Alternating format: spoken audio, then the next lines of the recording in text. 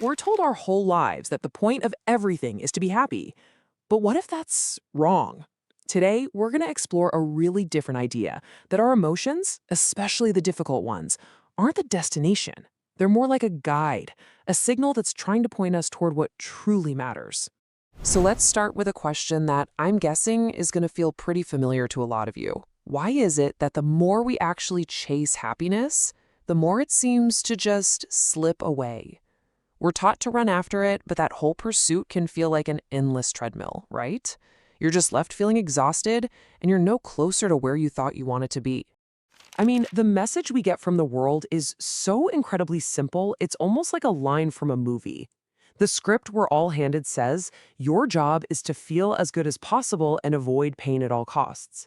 It's a really compelling story, but what if that story is missing the most important part of the plot? And this brings us to a really challenging idea. The thought here is that when you focus only on feeling good, it can actually get in the way of a truly fulfilling life. It's a paradox, isn't it? By making happiness the one and only target, we end up neglecting other things that are absolutely essential. And that can, ironically, set us up to fail. Okay, so here's the big shift in thinking. Let's just consider a completely different way to look at this. What if happiness isn't the place you're trying to get to? What if all of our feelings, the joy, the sadness, the anger, all of it, what if they're more like a compass, designed to point us toward what we actually need? So the core idea here is that our feelings are basically just an internal feedback system. They aren't the needs themselves. Think of them more like rewards and punishments that our own biology gives us based on how well we're meeting our true underlying needs. It's just a natural mechanism meant to guide us. And this illustrates it perfectly. The source uses this powerful metaphor of leashes. The good feelings, happiness, love, pleasure, those are the good leashes, pulling us toward things that are good for us. But just as important, you have the dreadful leashes, pain, misery, boredom. They're the ones that pull us away from what's harmful or what we're neglecting. Both of them are absolutely essential guides. Okay, so if our emotions are just this constant stream of signals, this feedback loop that's always running, then what are they signaling? What's the information they're actually trying to give us? What are they pointing to? Well, what's fascinating is that there seem to be two major forces shaping us. On one hand, you have what are called natural needs. This is the deep stuff, the things sent from within, your need for survival, for growth, for connection. And on the other hand, you have consensual needs.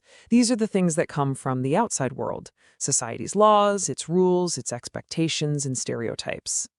And this is where the real conflict shows up. There's this constant push and pull, this lifelong tension between our authentic needs on the inside and the rigid demands of the world on the outside. And that pressure from society can sometimes push us to ignore our own inner signals, maybe even keep us from growing. So here's the crucial point. A lot of what we might call bad luck in life, the frustrations, the failures, that feeling that things just aren't going right, maybe it isn't random. The argument is that it often comes directly from this internal conflict, from a life spent listening to the outside world more than ourselves. We're essentially ignoring our own compass. Which brings us to those so-called negative emotions. Our culture teaches us that these things, boredom, loneliness, anxiety, are enemies. They're problems to be solved, to be fought, to be suppressed. But what if that whole approach is just completely backwards? And the source offers this really radical alternative.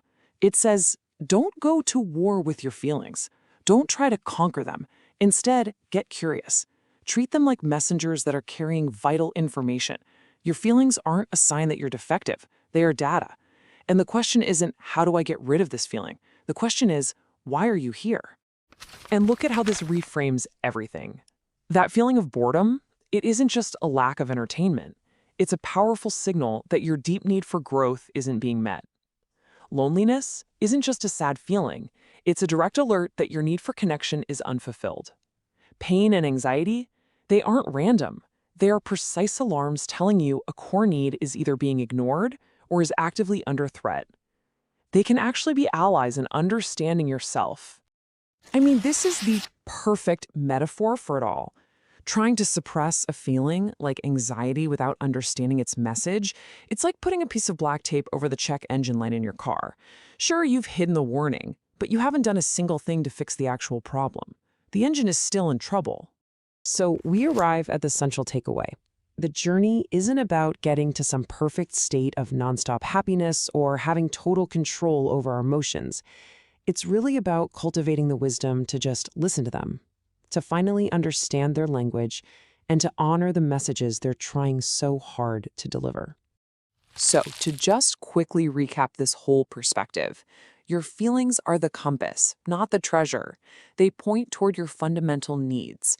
And those difficult emotions that we try so hard to avoid, they're actually incredibly rich sources of data. True fulfillment, then, isn't found in some frantic chase for a fleeting feeling, but in the deeper work of figuring out and meeting your authentic needs. So we'll end with this question to just sit with. If you stop treating happiness as the prize and instead start listening to the full spectrum of your feelings as if they were a conversation, what is your life right now trying to tell you?